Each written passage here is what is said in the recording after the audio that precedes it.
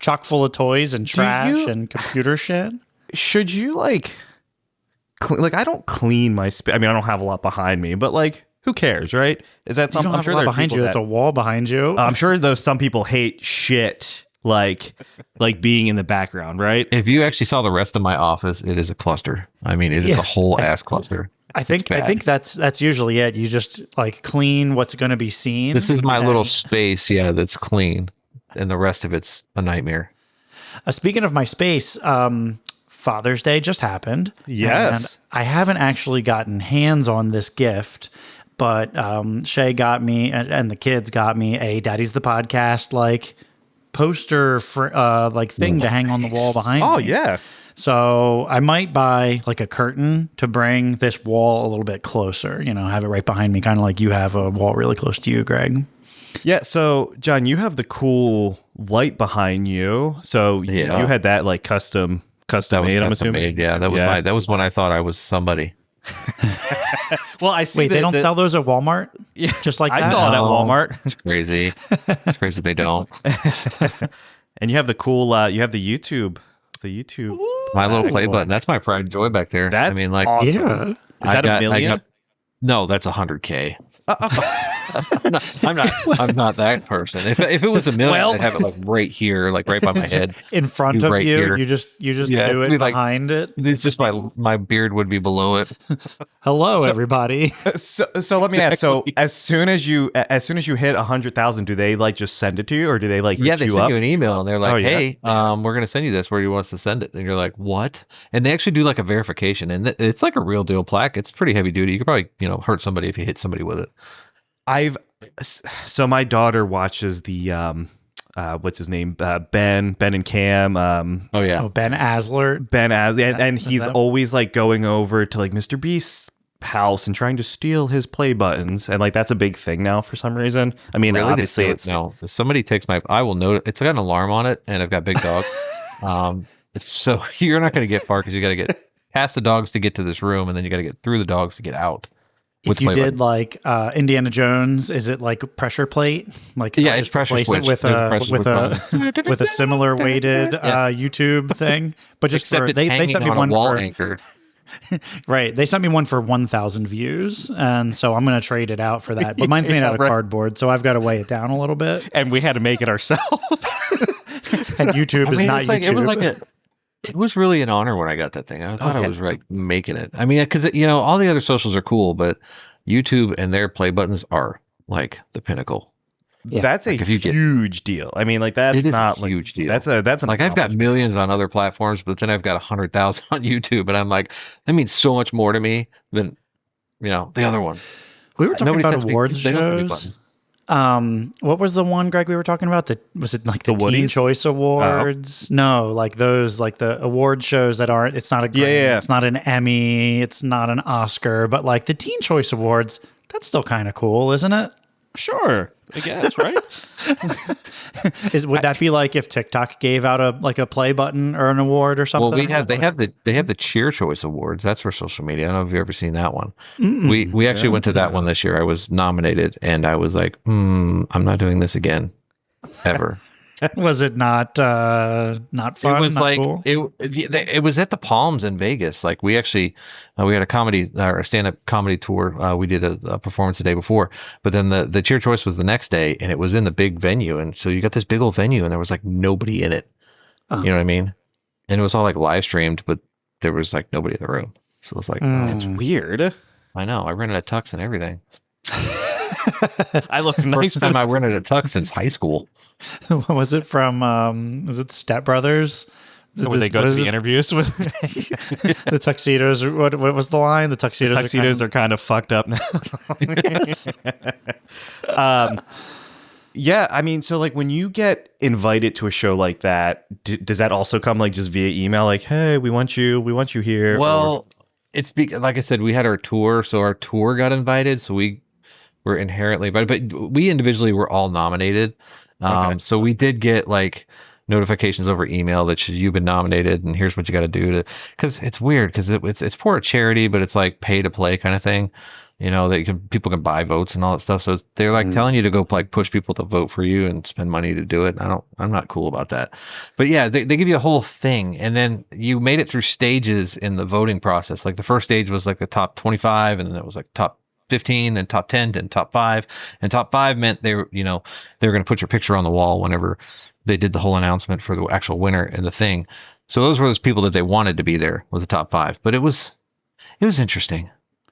That's all I can say. It was interesting. That voting scheme, like tournament style kind of, we had some friends that were trying to share out like vote for this dog. Like, this is the dog of my choice, and the winning dog will get $100,000 to the charity, like the Shelter of Choice or something like that. But some of my other friends deemed it to be like this cash grab, because it's the same deal. It was the same deal where everybody got one free vote a day, but you could pay for more votes. You could pay for votes. And they said, and then the people who had like really active audiences, they're the ones who won. Yeah, but I think, like you said, they knew who was going to win. Stuff. Yeah. They knew. So for like the Teen Choice Awards, is it the same way? Like, you're paying, like people are paying to vote, or is that like a panel? Like, I don't know. I don't know how the Teen Choice Award works. I haven't been able to vote. Yeah, I don't know why we're. I like that we're hung up on that. John, do you have a large presence? I can't figure out TikTok. Like, we've tried so hard, and it's I know it's like the thing, but do you TikTok? Yeah, I do all of them. But I knew TikTok about a year ago. I knew it very well, and then it changed. It got really weird. Like when the whole banning TikTok thing happened, it just, the algorithm has never been the same over there. Like, you could see the waves of how it changed. I mean, it used to be that people like me who do reaction videos and stuff like that, we could make a good living off of that, and that completely has gone away. I'm like, maybe I can get a tank of gas out of TikTok one a month. And gas like a year ago, not today. And so it's just, they all shift and move, and TikTok seems to be the one that is now lagging so much because Meta has like replanted itself as the monster, and you don't have a choice. You got to play with Meta because they are really, they take buckets of money and just throw it at you. Like, just go, just make me content. I don't care. Just make me content. And it's really crazy how much they've cornered the market. But TikTok, I can't figure it out now anymore. My views are, I just posted videos today and they're like 1,000 views, which is insane. I've got almost 2 million followers over there, and then get 1,000 views. We had Jarrett from Bowling for Soup on, and he was like, dude, you guys need to be on Facebook if you're not using Facebook, because like it's crazy who was on there. And so I went that same day, like we did the recording with him. I went on and made a Facebook for us back in November or whatever it was. And yeah, it's crazy how many people are on. I guess I just never really thought about Facebook for that, but people love to consume their content there. It's they're consuming the content, and they're paying the ads, and they're making, that's where the money is. I will be honest with you, that's where the money is outside of YouTube, right? YouTube being the pinnacle, the way up there, and they write insane checks with multiple commas in it. They're for the normal creator, Facebook is really where it's at. Instagram has a value for like merchandising and stuff like that and advertising, but Facebook is where the normal creator can make a living, honestly, just by pumping stuff out every day. Yeah, that's what I hear. It's just consistency, and just putting out like, good. And like sometimes I'll post shit and it's like, man, this is super discouraging. Like, it only got a couple thousand views, but I think it's hilarious. So it's like, I don't understand, We're over here. And then the weird ones will pop, right? The ones that you don't think are going to be worth a damn, they're going to pop, and you're going like, how did my metrics go up to like 5 million overnight? Oh, that video? What? There was a when they released the trailer for the Minecraft movie, and Jack Black, the very first one. I am Steve, and I was like, all right, I'm going to post this over like someone saying something stupid at a work event, and for whatever reason that took off. I was like, why did that take off? But this video that I edited for 4 hours, it didn't. Yeah, exactly. So there's no logic, no reasoning as to how it works. It just works. Maybe it's time of day. Maybe it's the temperature and humidity. I don't know. Whatever it is, that's why I say you just pump out stuff consistently, and eventually it's kind of like fishing. Something will grab eventually. Sure. Yeah. And let it go. Yeah. And let it go. And the other thing to do is like after something goes well, is like 2 months later repost it. Yeah. That's a known scheme. That's a known scheme. I'm telling you all the tricks now. Yeah, thanks. Oh, look at that. We're getting schooled right now. This is good stuff. All right, exactly. Go on. Take notes. But that's how. There's most of the big creators do that when they have one that goes on a run. They'll let it sit for 2 months and then they'll throw it back out again. That makes sense. Yeah, it'll usually pop about half of that.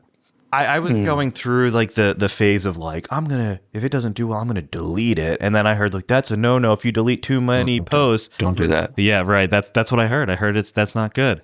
Yeah, let it flounder. And the other thing you do is like 2 months, you can take your flounders and repost them, and sometimes they'll pop, and you'll be like, why all of a sudden does this matter? It's so weird. Yeah, and Eric does nothing with our social media. I hardly do like this part. Actually, yeah. He just shows up when we do the recordings, and then the rest they come through. It's all Greg. But so I saw that. Are you on tour right now, or taking a? Yeah, so you're like we're on tour. We're doing the old people tour. Where we don't tour all the time. Okay. We tour like once every month, or like August we're gonna do 4. That's gonna be the most we're gonna do in 1 month. But we've been doing the old people tour.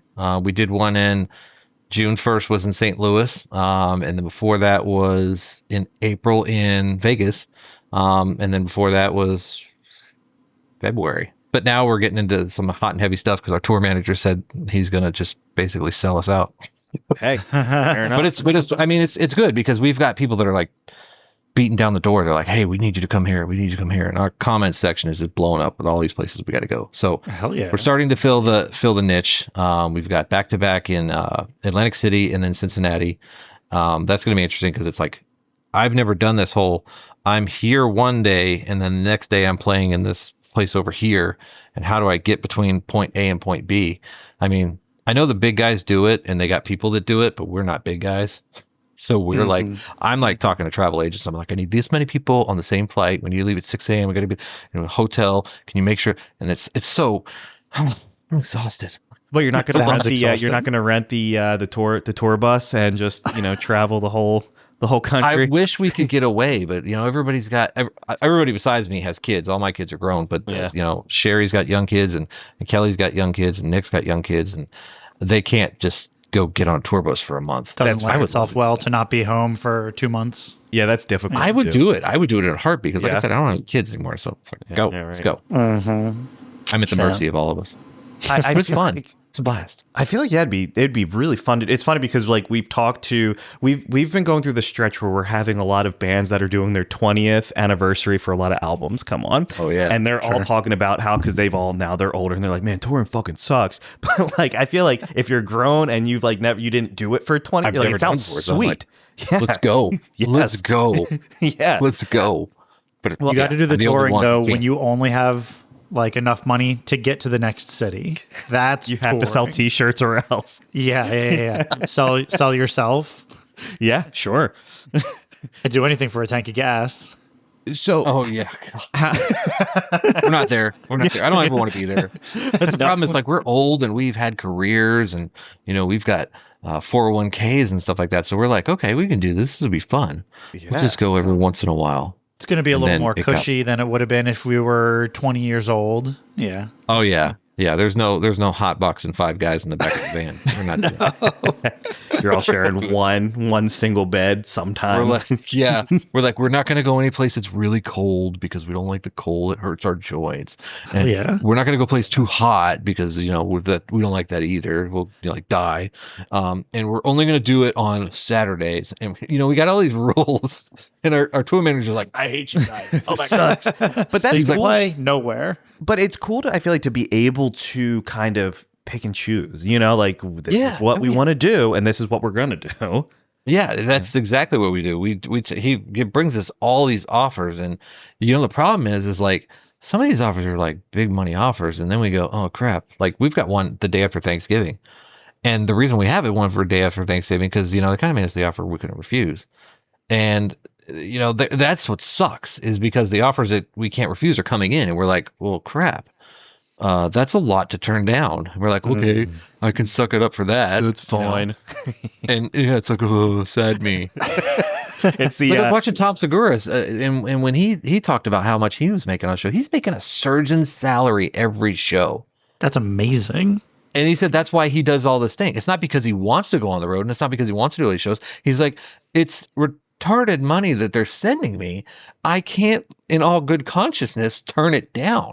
And I'm like, I'm starting to see what that looks like, and it's weird. I feel like it's that scene from Zombieland where Woody Harrelson's crying, but he's dabbing his eyes with all the $100 bills. Yeah, it's just that's what it is.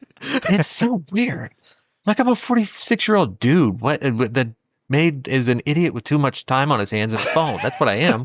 And this is the dumbest thing. I keep telling this every podcast I'm on. This is the dumbest thing I've ever been a part of in my life. It is absolutely the dumbest thing ever. And I'll get in trouble for saying this, but social media is the dumbest thing I've ever been a part of in my life, because nowhere in my history of life was there any opportunity for me to grab my phone, or even have a phone, to look at it and say something stupid to it, and then all of a sudden people give me money. Right. Like, that's ridiculous. I think you got the system. You got the system by the balls, dude. Like, not because not everybody could just pick it up and make money. I mean, I guess anybody could do that. Well, I mean, with everything, it takes work. I mean, this didn't happen overnight, but it's been 3 years now that I've been doing this pretty steady. But it's the fact that this is a thing is just so dumb. Well, it's so dumb. It's crazy. Like you think about too, like musicians now, before you'd have to go play the shitty bar and hope that there was like a record producer. Now you could just record yourself covering a song. Shabuzi, great example. Yeah. Shabuzi, one song, and now he can't get out of Nashville. Mm-hmm. Everything he drops is a hit. I mean, the Jelly Rolls is another great example of that too. Huge guy, huge. He's just blown up. And then there's all these guys that are doing the I won't be with labels like Tom McDonald and some of the other guys. But even they're not hurting.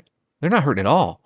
And it's just because the social media world is so insanely connected that it's no longer, is there a market for the thing you're trying to sell? It's now, is someone filling that niche already? Right? And if you can find something that somebody's not filling, the market will be created for whatever you're pushing. It's insane. It's like marketing 101 turned on its head. And it's crazy, like the things that people are doing. There's this one guy where he goes to he'll go to like a guitar center and I don't know how to play guitar, but then it turns out he can actually shred. But then he's also selling his OnlyFans while he's doing it. It's like, yo, this is a whole nother thing right there. That's why I subscribed to him, because I was sold on. On what he was selling. Are you there for solo work, Greg? Yes, they're only for the guitar work. By the way, that makes me think. I love your Only Dad's hat. That's fantastic. Oh, thanks. This is my prototype. They're coming out in my merch store probably in like 4 or 5 weeks. Oh yeah, you're gonna sell those? Yeah, I'm gonna sell these. Just like this. I got this one, and then I got a blue one too. These are my first. These are my prototypes. So yeah. Oh, I like that a lot. I figured these are gonna hit. Now, let me ask, do you, we're trying to figure out our merch situation. Do you kind of like, I guess for you it's a little bit different, but we were doing like the people buy it and then it gets printed and shipped. Yeah, so I have half of my merch store is drop shipped. That's what that's called. Through Printify. Okay. But my hats, I'm very particular about my hats. And I have one vendor that I use out of North Carolina that makes all of my hats. And I have a silly amount of these DBV Nation hats, because I basically made the hats for me and then I let people buy them. That's kind of how my merch store started. Was like, everybody was like, I had a deal with this one hat company and I was doing their hats for a while, and then that faded out. And then everybody's like, you should just make your own hat. And I was like, okay. So I made a logo and I was like, this is cool. I'll wear this. And I just started grabbing colors and making hats. And so I have a whole stock room upstairs that's got nothing but hats in it. And I do all the hats myself. It looks like it has a nice fit to it. Oh yeah, they're all Richardsons. They're all really good quality hats. I don't go cheap with my hats because I'm bald, and I wear hats. I'm going to wear a hat to my son's wedding in 2 weeks because I don't care, and nobody's going to stop me now because it's going to be my logo hat. That's who you are.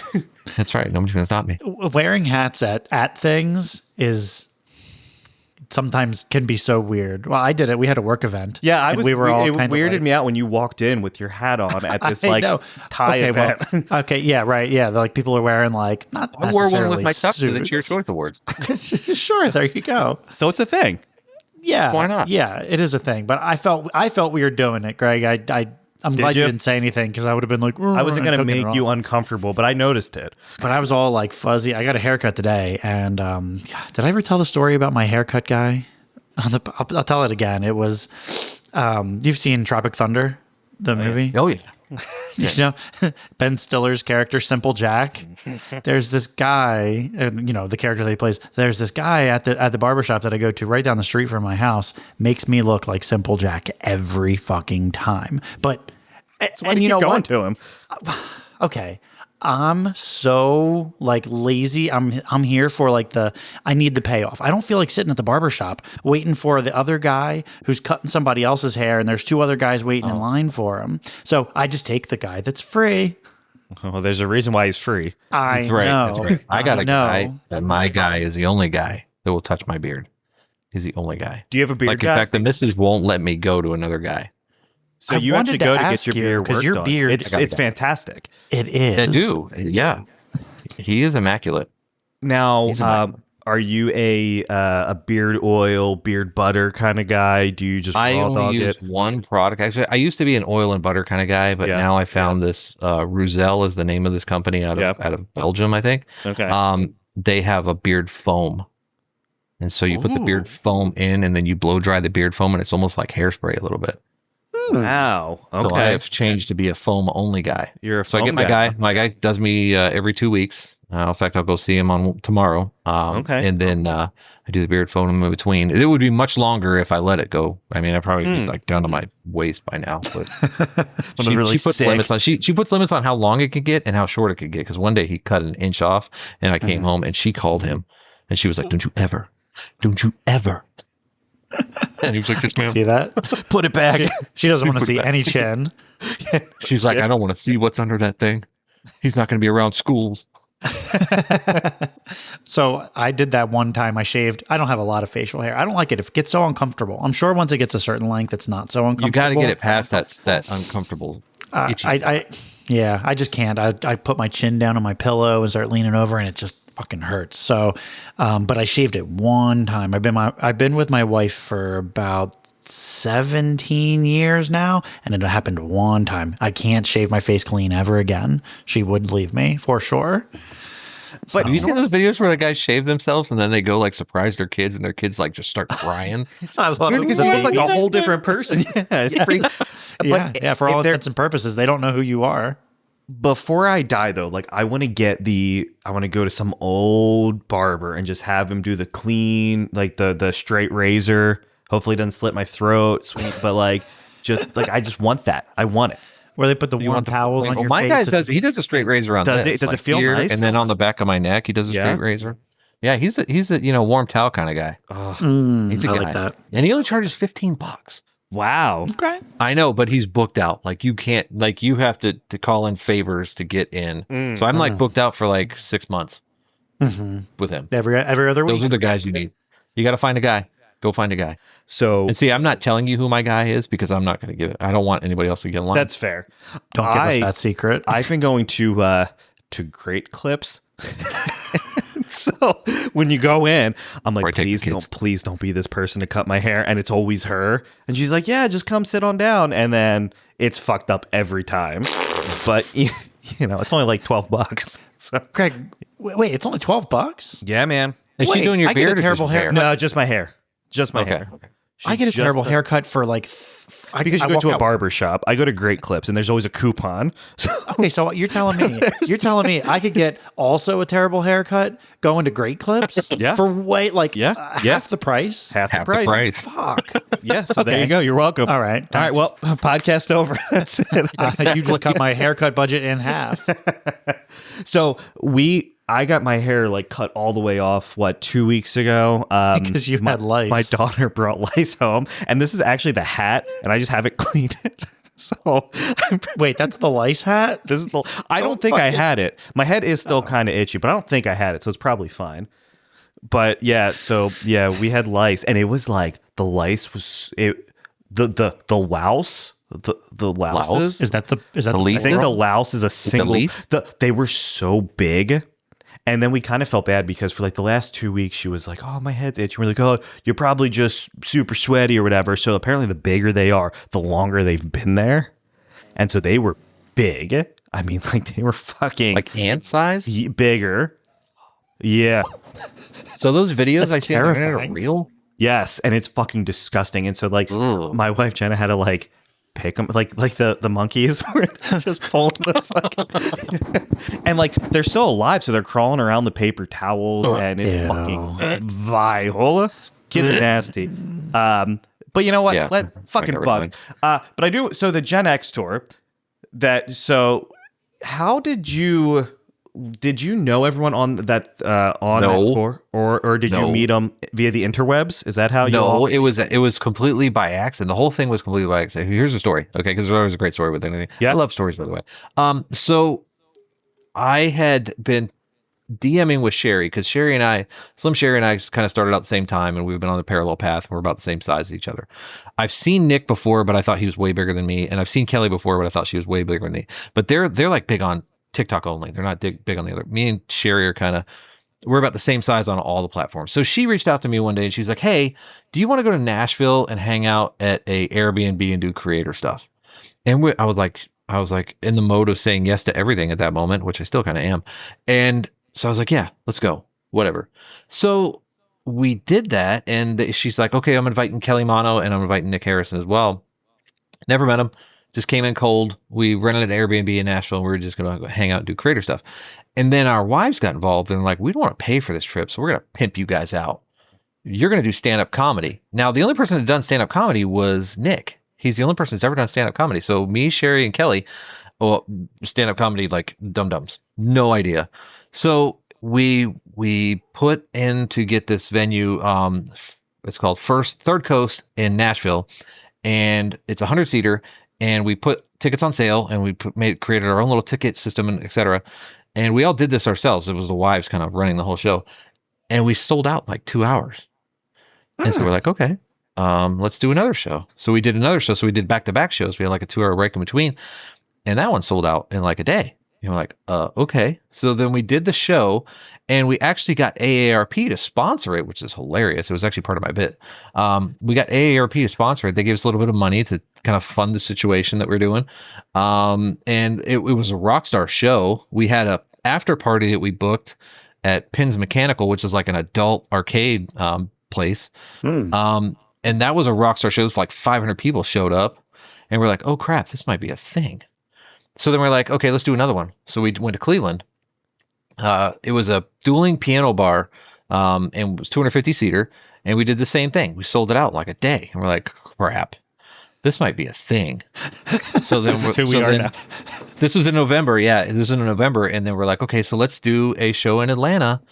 And we did a show in Atlanta, and we sold out 2 shows for 250 people, and we're like, crap, this is a real thing. And then the next one was Vegas. We booked the Palms in Vegas as part of the Cheer Choice Awards, and that went straight up to 700 people. And then we just got done playing a sold out crowd of 2,200 in St. Louis. Wow, damn, right? And that's in the matter of like 8 months. So I've done stand up comedy a total of 6 times.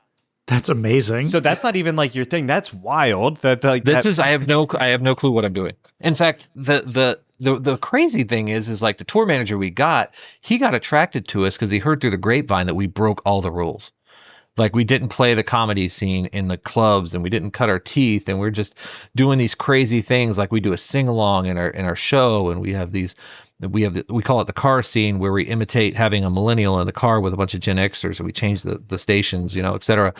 And so we're doing all this stuff that breaks all the rules of comedy. So he's attracted to us, and he's now our tour manager, and he's booking us like we're going to the Circus in Atlantic City. We're going to the Hard Rock in Cincinnati. We've got like Hollywood Casino in DC. We just have so many places that we're booked. We're going to Detroit and playing like the Fox Theater and stuff like that. It's just insane. When are you going to the dumbest Atlantic thing City? I've ever been part of. What's that? When are you going to Atlantic City? August 8th. August 8th. Okay. Wait, is it sold out already? No, it's not sold out yet. We should. It will be soon. Pretty sure. Get tickets. Yeah, we should go. That would be the closest one. We're in Delaware, so that's or DC. That's Oh no, we're going to. We are going to. So the DC show is actually in West Virginia at the Hollywood Casino in DC. That's probably closer. That might be closer, but then we're going to Baltimore next March. Oh, okay. Well, that would be even closer. Baltimore, pretty close. If you don't want to wait, come to any August. I love that. I love comedy. I mean, comedy shows. I do too. They're so good.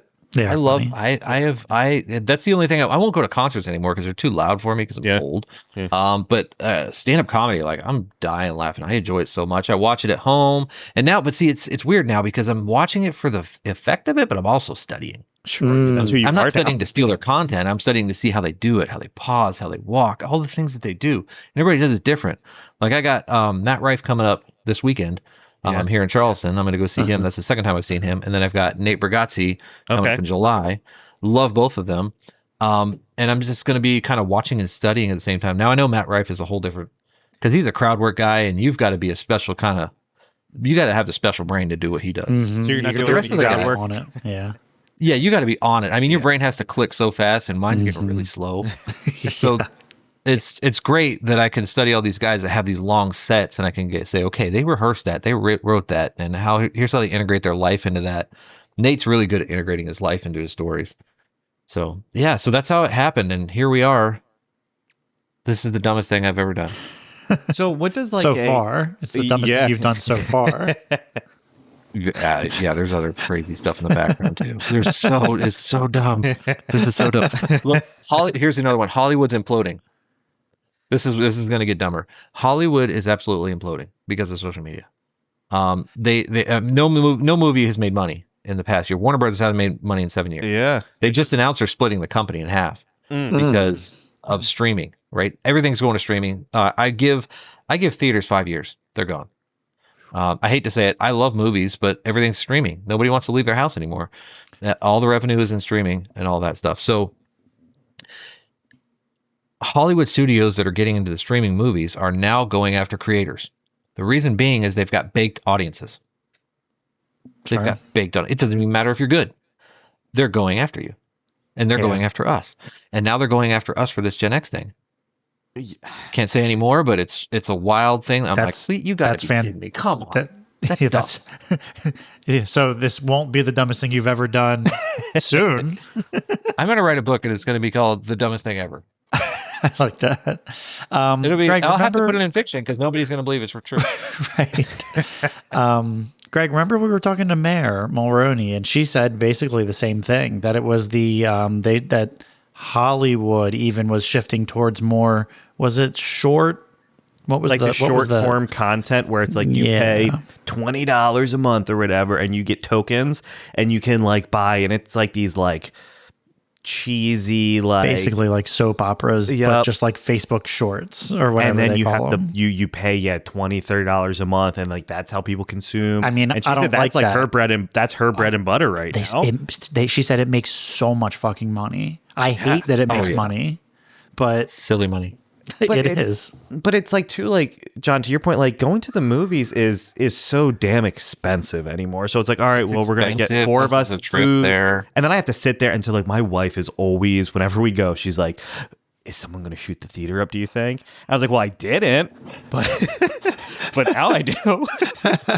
Mine is she can't stand the sounds of other people. I don't know what that mental situation is, but if she hears somebody chewing, she's going to snap. She's going to come across 3 rows of chairs and drop the people's elbow on somebody. Stop chewing your popcorn so loud. but movie theaters too, they give you the crunchiest food. So it's you have popcorn, but then you can also have nachos, and this person's eating chicken wings for some reason. Where did you get chicken wings from? Yeah, why do you have those? And I get they have the movie theaters where, don't they have where you can eat? They have the restaurant. Oh yeah. You get dinner, right? Cinnabars, yeah. And those are cool. We don't. I think we have one kind of close, but I was a big AMC. Spending all my money on AMC, and but yeah, I don't see the movie theaters being around. No, much because longer. they're not clean. Like you start to realize that you're sitting. I mean, because we used to have to do that, right? We didn't have a choice. And it'd be hot butts in a movie theater every hour, right? But now we're like, ew, I don't want to. I could sit at home on my couch and pay $20 for it and get it on Apple TV. I was surprised that the movie theaters bounced back any bit after COVID. I am too, because the streaming changed so much. Like movies went straight to streaming and you paid $20 for it and you're like, oh, this is not bad. Well, yeah, it was a much better deal to pay $20 and then you can watch it as much as you want and you can all sit around. You can pause, you can go take a piss, you know? Yeah, that's right. It's great. You can fall asleep and start tomorrow. Fall asleep. I think it was Family Guy, and like Lois went to see Magic Mike and she's like, well, this seat's wet, the back of this seat's wet for some reason. This seat's wet. And they're always, they're fucking gross and they don't update them because there's no money there. But streaming now, I feel like has surpassed the cost of, before it was like cut cable because streaming is cheaper, but now I pay more to stream everything than I did when I had cable. Oh yeah. All of my individual apps that I have, I'm way more than cable now. I got Hulu and I got Paramount and I got Peacock and I've got HBO and I've got Apple and then I got Amazon and then I got Netflix and I'm sure that I've got like 10 more, whatever she got. And you need them because like I'll try to cancel one and my wife's like, no, we need Netflix because I watch my murder shows on here. Yeah. And then that's where the best comedy specials are too. Yep. And then we Peacock is great. Like that's how we get our like Brooklyn Nine-Nine and The Office. Yeah, and all of your what's his name? All of your Taylor Sheridan shows. Yeah. So like Eric wanted to go through this phase where you just picked one a month. So it couldn't have even been one. It couldn't have even just been one because I have the Apple One, right? So I'm always going to have the Apple. And then we always have Amazon Prime. So I'm always going to have Prime. So what? Do I just go those two? Because I could cancel Hulu and Disney and... I think I can get rid of Disney now. Yeah. Disney's the one that's lagging. I'll just pick it up anytime new Star Wars stuff comes out, and I'll just subscribe for a month and then turn it back off again. But doesn't Disney owns Hulu, right? So it's like, but I still have to pay for both. Yes, and I got the same thing, and I've got Hulu. I've got Hulu local channels too because I'm weird and old school. I like to watch a Today Show. It's just a comfort thing every morning to have the Today Show on in the background. And I pay like $100 a month to watch that every day because it's the only local show I watch. But yeah, then I pay for Disney on top of that. Well, and then if you want to factor in like football, then the NFL Sunday ticket is another like $700,000. So it's like $400, and then you have to pay for the other streaming services to watch all the games. And then like we're obviously local to like, so I want to watch the Eagles play. Well, I can't because I don't pay for cable, and they don't stream local broadcasts on NFL Sunday ticket. It's so stupid and it's so frustrating. It's a gambit. Yeah. But Hollywood, as we know it, will not be there. And I don't believe they will be there. They're shifting. Actors have already done it. Actors are doing series now. You see it. All the big actors are doing it. I mean, you've got everybody doing all of them, except for Tom Cruise. I think after this whole thing with his last MI6 movie, I think he's going to change. Unless Top Gun 3 absolutely blows it out of the water, which I don't know if it will. But he's like the holdout because he's just so big. But I don't know if that's going to last for him either. Well, even if it's just him, then it doesn't matter. As soon as he's done, then there's nobody left. Yeah, as soon as he's done. Well, and I saw too, like the new Mission Impossible, like most of the budget or a lot of the budget went to his salary. Oh yeah, because he's what they call first dollar. Yeah. So he gets it before expense, right? So depending on how the contract's written, is like you'll get most actors get it after the movie's profitable, right? They'll get X amount, but then the rest that they get on top of that is after it's profitable, and no movies are profitable, but he can still push for first dollar, which means his is guaranteed whether it makes money or not. And he's like one of the few actors that can do that. I feel like, was it RDJ that also with like Endgame maybe, or one of those got RDJ paid. had it too. Yeah, but now, well, you look at like Snow White, for example, like a huge Disney flop. You know what I mean? Yeah. And I know that's like low hanging fruit, but like it didn't. I think it had to make like $500 million to recoup. Ridiculous amount. Made not even like half of that.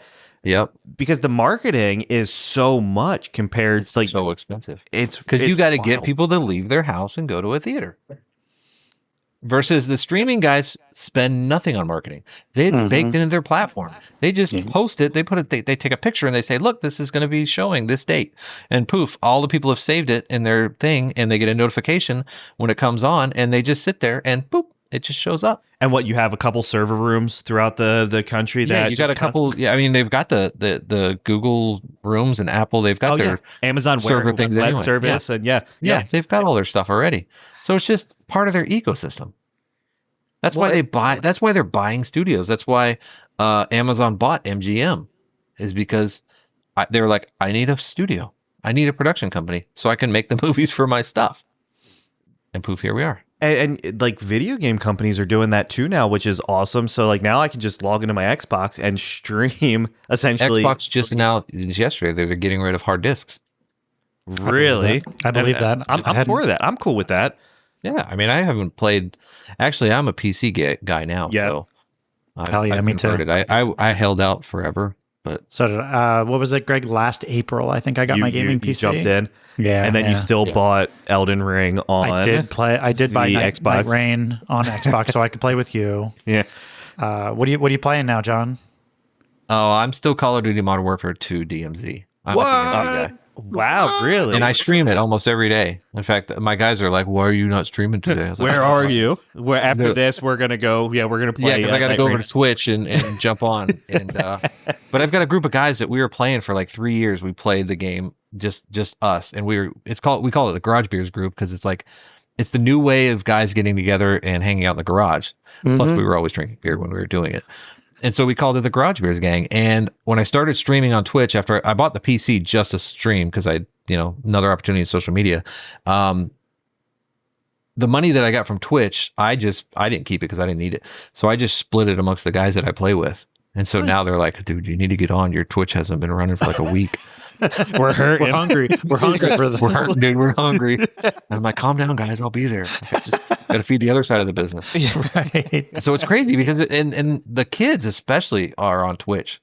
I mean, they're watching streaming stuff, and that's all they watch. And they could be watching somebody make a peanut butter and jelly sandwich. It doesn't matter. They're watching it. And that consumption equals ad dollars, because they'll sit through the ads to watch somebody make a peanut butter and jelly sandwich. It's crazy. Greg, we might just be like dumb or something, because we're not making any money. Yeah, we make $0. Yeah, we got to figure this out. You have to sell your soul. You just have to sell your soul. That's all you We're okay with that. So we actually did a beard oil collab, and we were like, this is going to be it. Like, we're going to make money from this. We were already spending the money.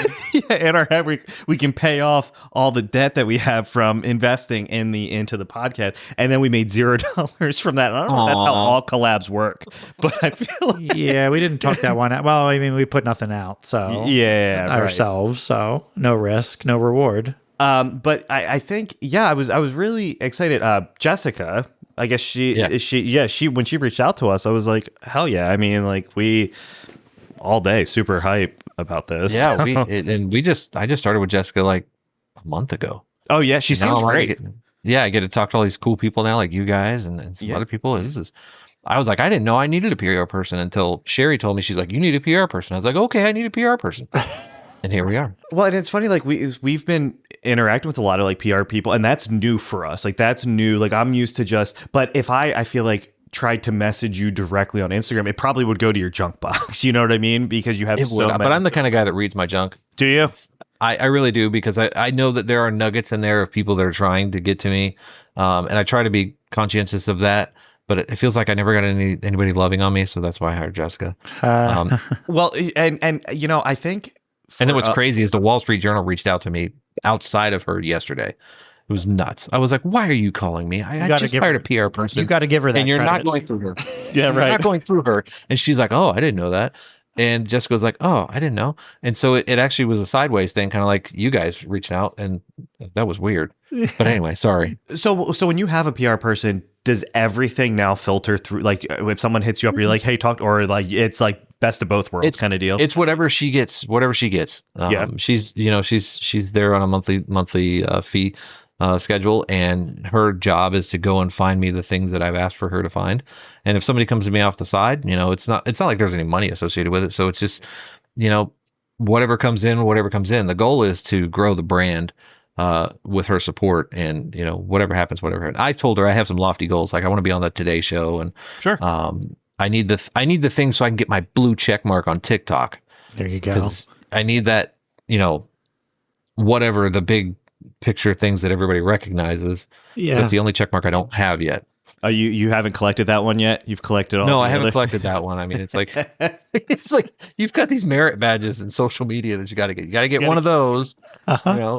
Well, and it's funny because I swear, Eric, we tell this story every time, but our first guest was fucking William Hung that kicked off all of the other guests. I love it because it's so random. It is random, but I think in terms of like reaching out to like people that we thought would never get on, once again, to talk about Jarrett from Bowling for Soup, like one of the nicest dudes that we've ever talked to, right? So I hit him up in like March.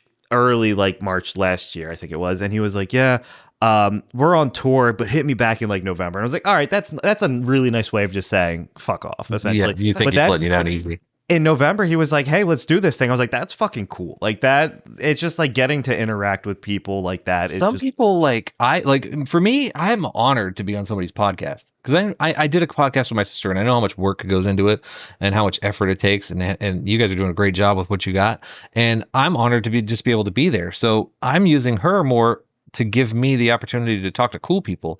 I don't think I'm that cool, because like I said, I'm a guy that was in manufacturing for 20 years, and here I am because of the dumbest thing in the world, being able to talk on podcasts. I think I really like the podcast platform, just because I think for us, when we started this, we were like, let's just fucking hang out with cool people. Like, let's just, and obviously like, you got stuff to promote, and we obviously want to hear it, but like getting to know like who you are is also really cool, outside of like just the basic, like we used to do the generic, like, all right, let's have 5-10 questions that we have to ask. We said, what inspired you to do what you do? And then they would say, well, so you see, and like it was fine. Like we got to talk to people. But we've moved from that, and we just do a hangout, and we'll just start slinging bullshit, and people I love it. My favorite part is when people at the end, they say, that was so much fun. Please let me know if I can come back on again.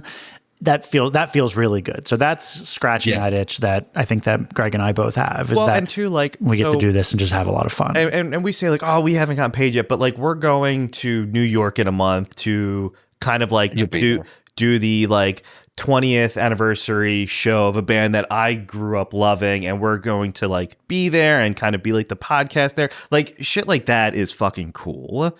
Yeah. That's the stepping stones. If you're getting invited to do that kind of stuff, guys, don't worry about it. Mm-hmm. Just keep trudging, keep doing what you're doing, and let it happen organically. Right? Yep. Don't force it. Don't worry about it. It'll happen. Just try not to go bankrupt between now and then. Sure. Well, too late. Greg's gonna have to. So him and his family moved in with me. It wasn't for them going bankrupt because of a podcast. He sold his house and needed the money from the sale of that house to buy his next house, but they needed somewhere to live in the meantime. Houses. So we had him and his whole family. It was just him, his wife, and his daughter at the time. And I'm seeing that happening again, Greg. You guys will go bankrupt because we have no house. So that's going to be a different sort. And I'll probably be single.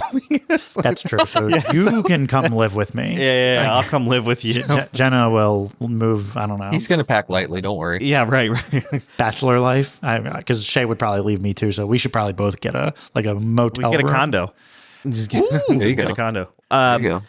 So, John, the Gen X Comedy Takeover tour, though, so you're on it right now, but when is your next show coming? So when does it kick back off again? Atlantic City. August 8th. Yeah, so we'll do August 8th, then August 9th in Cincinnati, then we'll take a couple weeks off, and then we will be back for Boston and then Newark.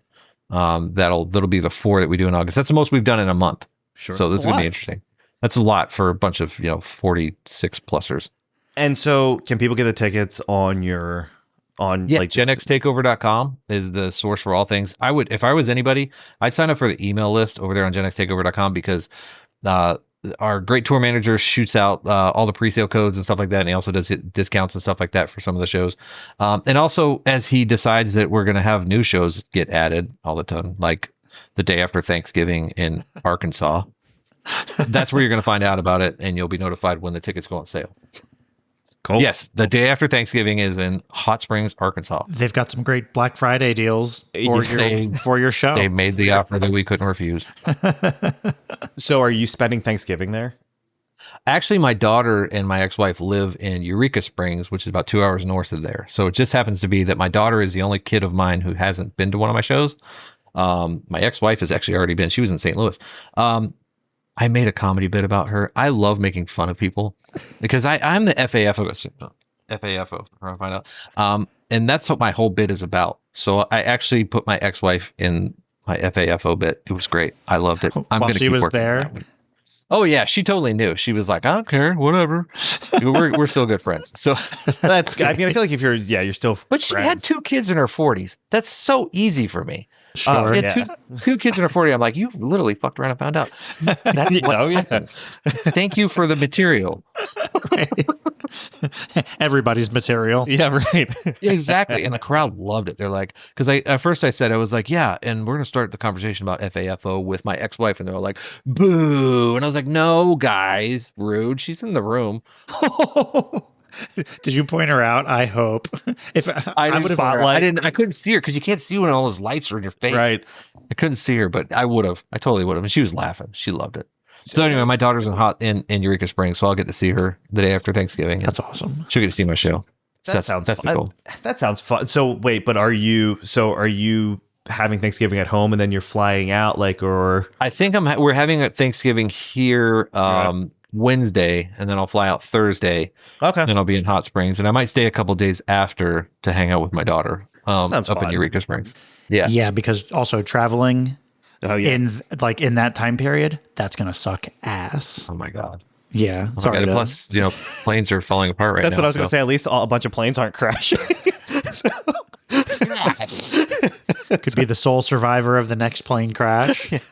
Nope. Listen, I just got over my fear of flying, okay? I used to work for a particular airplane company that makes airplanes that starts with a B. I used to work for them, so I know things that you don't want to know. You're right, I don't. And I was a nervous wreck for years. And I finally got over it. And now all of a sudden they're having a bad streak, and I'm not excited about it. Well, at least it will, as long as it takes off and lands, you're probably fine, right? Those are I don't like it when it takes off and lands right off the bat. It's like taking off and landing in the same sequence is not good. Right. Yeah, there needs to be flight. Plenty of there flight. Needs to be some flight time. Yeah, there's little 36,000 feet. We need to get to that point, and then we can come down gently. Well, what was the most recent one with the Indian individual, Air India? Yeah, and then Dave Shapiro and that whole group from that talent agency. He was flying his plane and he crashed into some lines, some power. And then weren't planes, Eric, falling in Philly for some reason? They were crashing into neighborhoods. That was last year. I think was that last year? Yeah, right. Was that? But it was when they had a whole sequence of plane crashes, right around the same time. But you'll be fine. It's fine. Yeah, it's fine. Again, they keep touting, statistically speaking. I hate that word, statistically speaking, because that's just saying that you're, the number that you are of that particular scenario is not significant to the whole. Well, I'm significant to my whole. Okay. Significant. So don't discount it. I'm scared. Okay. I'm a window licker when I fly. I'm a window licker. Yeah. I get to my window seat and I have this whole routine that I do. And I stare out the window and I check so many times and I say the Lord's Prayer 5 times as we're taking off. I really do. I do it every time. And I put my earplugs in and I listen to the same playlist on Spotify that I've got downloaded through the whole flight. And I can't look away from the window. If I look away from the window, I'll freak out. So I'm a window licker. A window licker? I've never heard that term for what you're describing. You ever seen a dog who's a window licker? I used to have a boxer. He was literally a window licker. Okay, yeah. He would lick the window and then he would stop halfway through the lick. So he'd be like, and it's just pressed against the window. I actually sprayed it with like cayenne pepper juice one time. He just went, and he just stayed there, and he took it off and he went. He's like, okay, I'm doing it again. Like, you're a weirdo, dude. Didn't deter him. Flying is so weird, though, because you're literally putting your life in the hands of two individuals. You know? And what if no, both it's of not them... just those two individuals, right? There's those two individuals that you don't know what their, relational status is, alcohol, substance abuse status is. You don't know whether they slept last night, whether they're pissed off about their job, or they're sleeping with the stewardess and she's not happy with them today. I don't know any of those scenarios. But then you throw on top of that all the maintenance workers. Yep. Right? Put that one in the cheese whiz and let it stir around for a minute. Now, let's put in another factor. How about the weather? We've got that outside of our control. And way outside of our control. Now we're going to put in a fourth factor, which is the guys who made the plane and may not have disclosed particular things with that particular plane.